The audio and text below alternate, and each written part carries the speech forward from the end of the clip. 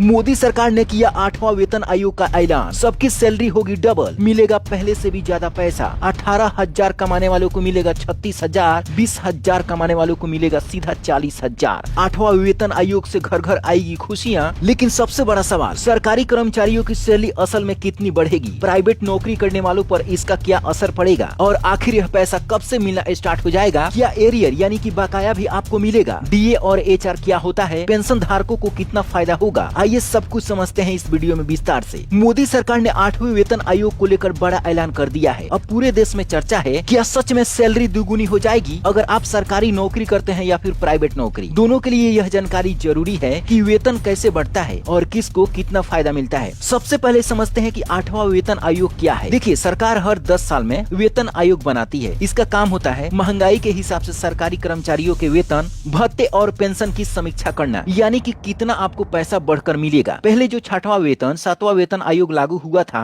उस समय भी सबकी सैलरी लगभग डबल हो गई थी। अब चलिए समझते हैं कि क्या सच में 18,000 कमाने वालों का सैलरी अब 36,000 मिलेगा? लोग यही सवाल सबसे ज्यादा पूछ रहे हैं। तो देखिए, सैलरी सीधे डबल नहीं होती। इसमें 3 चीजें सबसे बड़ी भूमिका निभाती है। पहला है फिटमेंट फैक्टर, दूसरा है डीए यानी कि महंगाई भत्ता, तीसरा है एचआरए यानी कि मकान किराया भत्ता। ये तीनों मिलकर सैलरी डबल होगा या फिर डबल से भी अधिक मिलेगा, सरकार ये सभी मिलाकर तय करती है। तो इस बार भी अनुमान लगाया जा रहा है कि डबल या डबल से भी अधिक पैसा मिल सकते हैं। अब यहाँ पर ध्यान से समझिए, अगर बेसिक वेतन मान लीजिए कि अगर आपका 18,000 रुपया है, तो इसे अगर सरकार 2 गुना बढ़ाती है तो आपको 36,000 रुपया मिलेगा। 2.5 गुना अगर बढ़ाती है तो 45,000 लगभग मिलेगा। और यही सैलरी लगभग 3 गुना बढ़ा देती है तो समझिए कि लगभग आपको 50,000 रुपए के आसपास आपको सैलरी मिलेगा। इसी वजह से कहा जा रहा है कि सैलरी डबल या उससे अधिक हो सकती है। डीए जो होता है यानी कि महंगाई भत्ता, महंगाई के हिसाब से मिलता है। जो देश में महंगाई अभी चल रहा है उसके हिसाब से आपको महंगाई मिलता है। और मकान का किराया भी आपको उसी के हिसाब से मिलता है। जैसे आप किसी भी शहर में रहते हैं, उसके हिसाब से, शहर के हिसाब से आपको वहाँ पर पैसा